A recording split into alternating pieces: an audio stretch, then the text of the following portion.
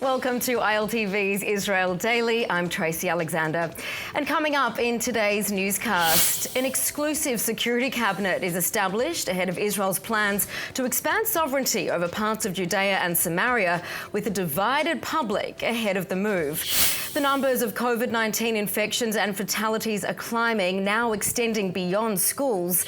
And the gloves are off. Israel takes on plastic waste ahead of World Ocean Day.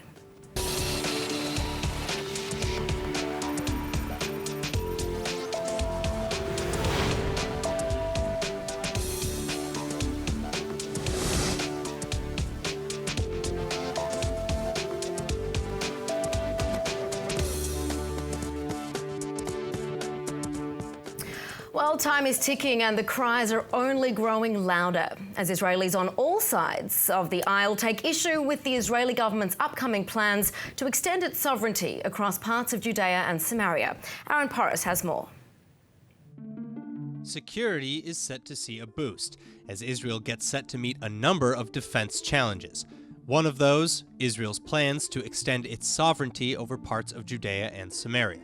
Leading Israeli Prime Minister Benjamin Netanyahu is working feverishly to develop high-resolution maps for the process, as outlined by the Trump administration's peace plan. But with such a sensitive issue and too many cooks in the kitchen, Netanyahu and co-premier/defense minister Benny Gantz deciding to set up a more exclusive security cabinet. It's tasked with addressing security needs for the annexation plan, as well as Iran's nuclear program. Pushback against the planned move, which is expected to face a Knesset vote July 1, has already begun. Thousands taking to Tel Aviv's Rabin Square Saturday night, many waving Palestinian and even communist flags. So we are here to protest the idea of the annexation that does not serve Israelis, does not serve Palestinians, blocks the option for a two-state solution, blocks any option for decent life for Palestinians. And it's actually a fiction that serves Trump, serves Bibi, does not serve the people. This is why we're here. But the Palestinian Authority is in some hot water over its response to the potential move. The International Criminal Court in The Hague asking Ramallah to explain its plans to void agreements with Israel. Because if the PA walks away from the Oslo Accords as threatened, the PA must then dissolve. And this would then void all cases against Israel for alleged war crimes. The PA responding to the ICC inquiry, essentially telling them not to take these comments seriously. And as international bodies weigh in, German Foreign Minister Heiko Maas is expected to come to Israel Wednesday to warn Israel against the move, believing the unilateral move would endanger Israeli ties with Europe. The opposition coming from all angles. Domestically, Israel's Minister of Jerusalem Affairs and Heritage, Rafi Peretz, saying there are parts of the American peace plan he cannot agree with. On Facebook, saying, "I'll never agree to a Palestinian state in my homeland."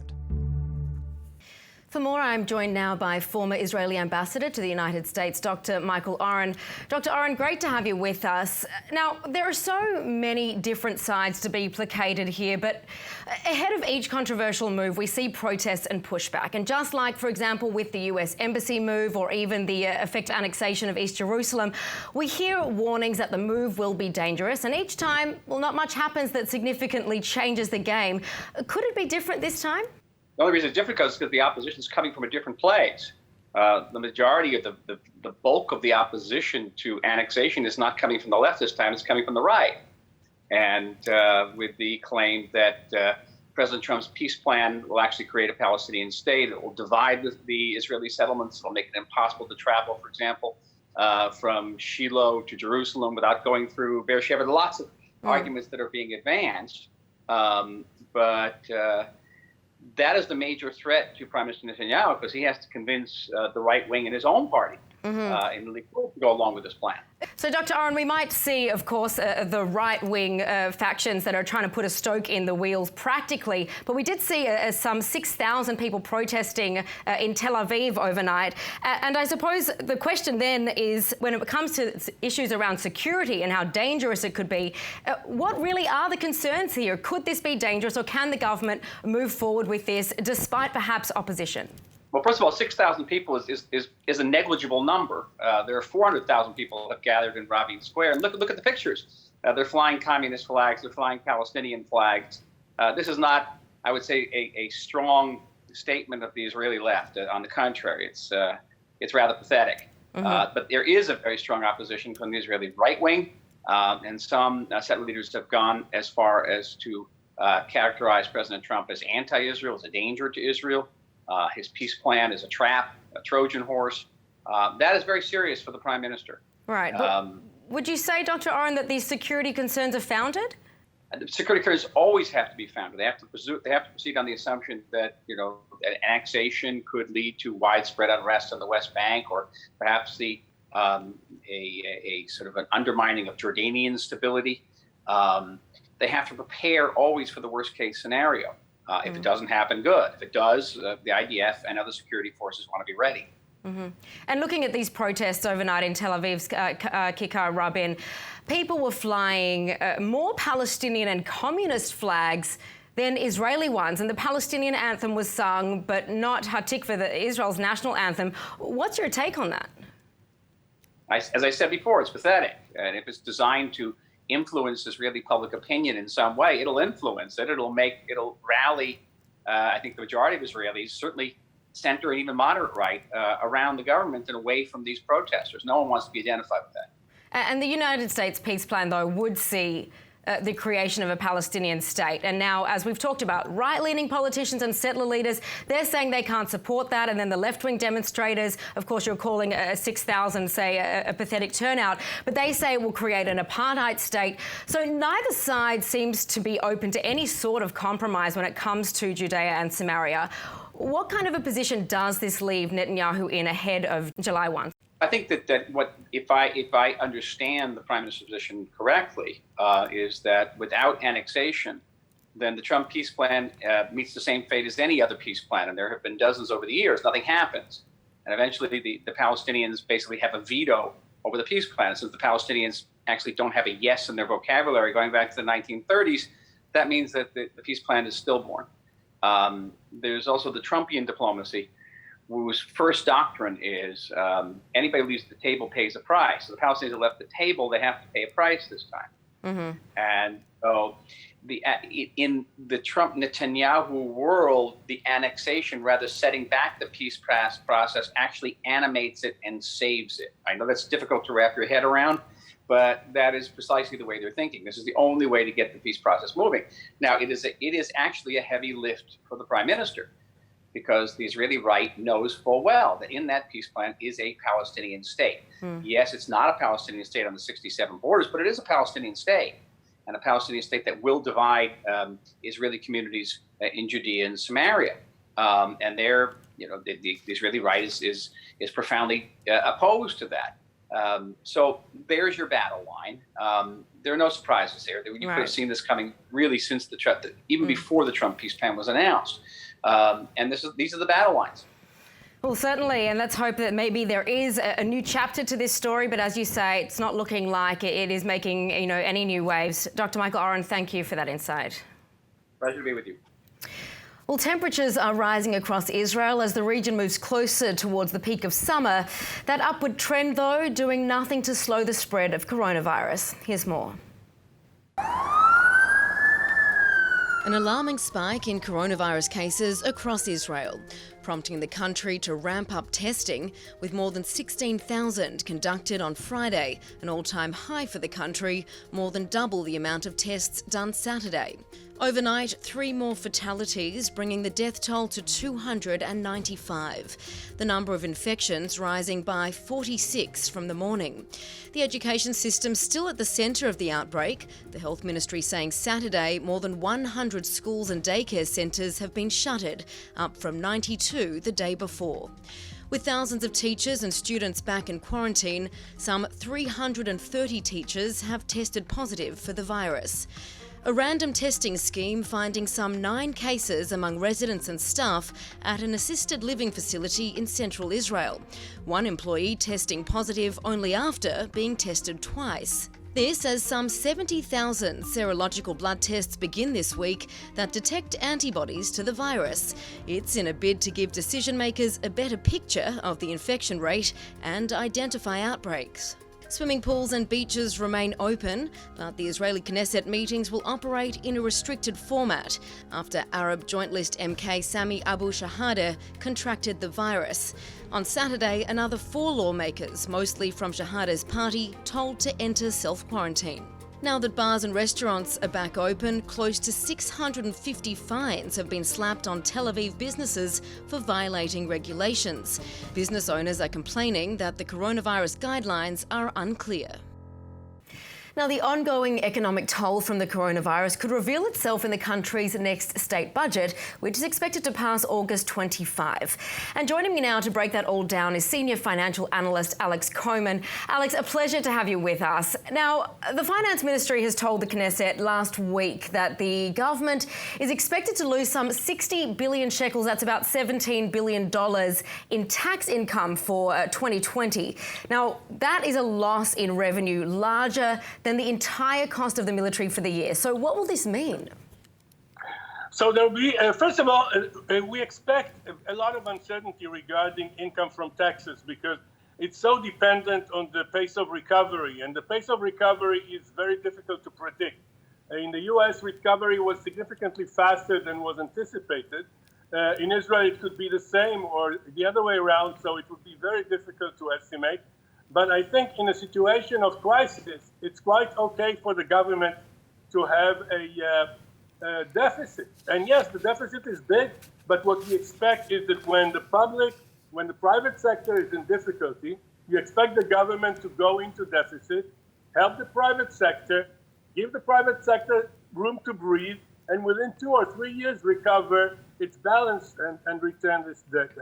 Right, but rescuing, say, vital industries like tourism and entertainment, that's likely to cost the government billions more. So what impact is this economic toll likely to have, though, on ordinary Israelis? Well, I think the big problem is that it's going to polarize the country. Some people who are getting salaries, I mean, the simplest thing would be people who work in the high-tech industry or work for government. They're completely unaffected in the sense that they get the same income, everything is nice. People, particularly the low-level income citizens who are working in restaurants, in service industries, in the tourism industry, for instance, these people and small business owners are going to be devastated. And the result is very negative because it means that some people are doing quite well and some people are completely ruined. And this is something that is very bad for the structure of the country. And to that, Alex, one estimate is that as many as 60,000 small businesses could be shuttered within the next few months. By how much is the latest $4 billion rescue package from the government for them likely to offset that? Well, the big problem is that the government is declaring very large numbers of support, but these numbers are not translated or into action.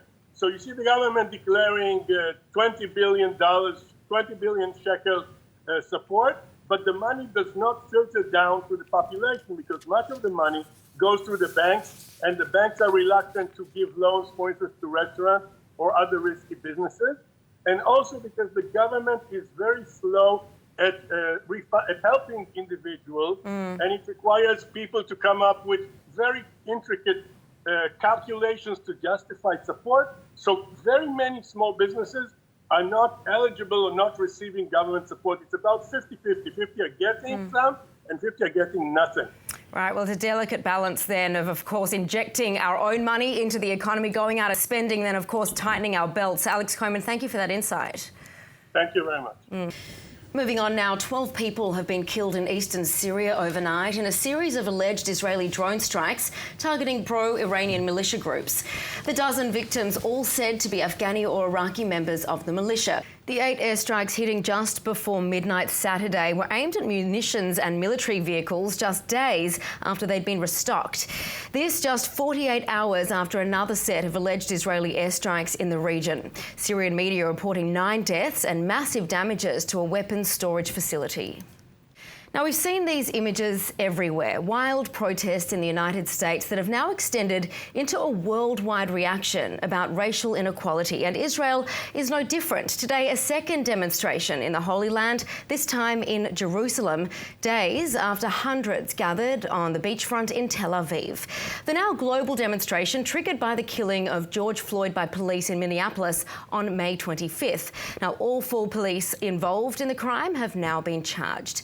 The incident, while taking place in the United States, has reignited the conversation around racial equality the world over, forcing countries and cultural groups to look at their own histories and systems and ask questions about how they are operating as a society. Religious leaders are also weighing in, and in Israel and among the Jewish community, well, there's a particular nuance to the discussion, that being the umbrella banner for this current uproar known as blacklivesmatter.org. And to help us understand this better, I'm joined by media monitor and attorney Dan Pomerantz from Honest Reporting. Dan, a pleasure to have you with us. Thank you, Tracy. So give us a bit of background. There are Jewish people both in Israel and abroad, and they're asking the question, how can a Jewish person or somebody that supports Israel support blacklivesmatter.org? Tell me more. Well, there's a little bit of complexity here. We see sometimes the media works to sell drama or to take the most simple and dramatic explanation. Now, in this case, Black Lives Matter is actually a loosely affiliated movement that works for safety and justice for Black communities in America. But blacklivesmatter.org is a website that has some affiliations with certain BDS and Palestinian causes. And that creates a bit of inner conflict among Jews and among Israelis that, do I support this movement whose goals maybe I believe in, but who also has an affiliation that runs counter to my values? Right, so how do Jewish people or pro-Israeli people reconcile this? Well, you know, one of the most recent problems we're seeing is a movement by certain BDS groups called Deadly Exchange, which is to try and convince people that the reason racism and violence exists in America is because of Israel, because Israel trains American police officers, as do some 30 other countries in the world. Israel's training is focused on reducing violence, reducing racism, and reducing casualties in urban areas and counterterrorism. But some BDS groups have tried to make this out as if Israel and American Jewish organizations like the ADL, which help support this training, are responsible for racism and violence in America.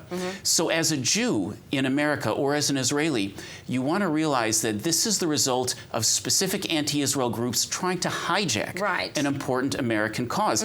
Not only do they cause pain to Jewish communities and harm to Israel, they're causing real harm to the cause that Black Lives Matter is supposed to be all about, which is focusing on justice and healing in America. All right, so then I suppose you can still be behind the cause from an empathetic or compassionate view by supporting a movement around racial equality. But under the banner of blacklivesmatter.org, a lot of Jews and pro-Israel organizations, perhaps they're struggling to contend with this. So how does one enter the conversation when you're looking at, say, consuming media responsibly then around this issue? Well, you want to keep an eye out for certain things in the media. One is a journalist trying to sell drama instead of selling nuance and reality? Another question is someone involved in the conversation trying to hijack the cause and bring it in another direction? Most Jewish organizations, the federations, the major synagogues have come out tremendously supportive of the protests and the work toward greater justice in America. But it's important at the same time to realize those trying to hijack the cause, the more active Jews can be in showing solidarity with African American communities, as we have since the Civil Rights era, the more we can take that place and prevent BDS groups from taking it from us. And rewrite the narrative, I understand. Dan Pomerantz, thank you for that insight. My pleasure, Tracy. Well, an emotional reunion in Israel this week for an Ethiopian family separated for 20 years. As part of a ceremony in Tzfat to welcome dozens of new immigrants to Israel, Ethiopian sisters Adane and Ambat Bale met with their family face-to-face for the first time in 2 decades. The mayor of Tzfat saying this was one of the most moving reunions he'd ever seen. Still, it had to be extended, though, by 2 weeks after the incoming immigrants spent those 2 weeks in quarantine. The meeting comes bittersweet, though. The sisters' children are still waiting in Gondar, Ethiopia, to be able to come to Israel. But Israel's new absorption minister is vowing to help reunite the entire Ballet family and many more just like them. More than 500,000 Israelis suffer from rare syndromes that medical teams don't know how to treat. And one of those is Gorlin syndrome, a rare genetic disease that increases the risk of developing cancerous tumours. And one Israeli patient is trying to find others with the disease both locally and abroad to boost numbers in a medical trial she's involved in the hopes that more numbers will improve the study's results. And Orit Ridner joins me in studio. Orit, great to have you with us. I'm sorry if I butchered your name. No, it's fine. Perfect. So tell me a little bit about this syndrome and what its symptoms are. Well, as you said, it's a rare disease, and the body produces an enormous amount of BCCs, basal cell carcinoma, cancer, skin, and skin cancer. Sorry, and it actually hurts all the organs of the brain, the chest, the teeth. The women have ovarian fibromas. Babies are born with medulloblastoma in their brain. How did you discover you had this syndrome? When I was little, I was living in the States, and I visited Israel, and my stomach hurt. And my father thought I was being spoiled. And I kept saying, well, my stomach hurts, my stomach hurts. And when we went back to the States to have it checked, they said, you have an ovarian fibroma. And we didn't know then. And then by the time I was 16, I had keratocysts in my mouth, which are like in your gums, little cysts. And that dentist in England, he's the one who told me, he goes, you have Gorlin syndrome. And it's been so long since then now. I mean, you talked about being a little girl, and now there's still no treatment and no cure for the syndrome itself. So talk me through what you're doing to try and improve chances for there to be a cure. Well, right now we have on the market, there are 2 creams. One is a pill and one is a cream. And now a third company in Denmark, Leo Pharma, they are producing a new cream for us. And we're trying to find, like you mentioned, we're trying to find patients. Okay. And you're looking for more people in Israel. What can you tell us about the work you're doing here? Okay, I've opened up an NGO, it's a patient organization. And we're trying to find patients. I know there's patients. It's 1 in 30,000. So according to the population, there must be at least 300 patients in Israel. Okay, wow. Well, I'm sure it's not only helpful to have them known in order to help them get treatment, but to be supportive to each other. So, Orit, thank you so much for the work that you're doing. Thank you very much. Thank you for having me. Of course. Well, World Ocean Day kicks off tomorrow, and marking the annual call to action, Israeli organisations have already begun taking to the beaches to clean the coasts of trash. But pollution at sea is far from the only problem, and one Israeli designer is bringing a creative approach in a bid to address the mounting waste. Nittany Manson has the story. Trash, trash, and more trash. It's an ever-growing problem, and with the coronavirus in full swing, it only seems to be getting worse. Face masks and gloves now littering the streets around every corner. But in addition to drawing outrage from the issue, an Israeli designer is now drawing inspiration. This is Glove Stories, a new Instagram feed created by Yoav Gatti, and it's dedicated entirely to bringing attention to glove litter by snapping pictures of discarded handwear and transforming them into whimsical characters. Each character even gets a funny personal backstory, like Fabio here, who is so excited to socially distance at the beach. Initially started out of disgust, Gatti says the page helps people take note without pointing any fingers. And now followers are also participating by helping name future creations and even posting some of their own. Still, despite Glove Stories' growing popularity, Gatti hopes the page can die with the problem that inspired it. And on that note, let's take a look at the weather forecast. Temperatures are climbing. Tel Aviv is headed for a low of a warm 68 degrees Fahrenheit or 20 degrees Celsius. Not quite hitting 30 degrees Celsius for its high tomorrow. That's 85 degrees Fahrenheit. But in Eilat, they're facing a high of a whopping 104 degrees Fahrenheit or 40 degrees Celsius. And now, before we go, let's take a look at what's going viral in Israel.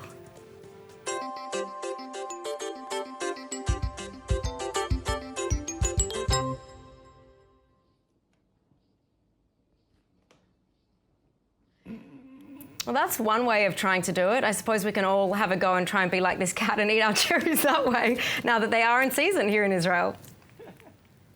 All right, that's it for today's news. Today's exchange rate is 3.47 shekels to the American dollar. For more news from ILTV, please like our ILTV on Facebook, follow us on Instagram, and subscribe to our YouTube and Roku TV pages. I'm Tracy Alexander, and thank you so much for watching.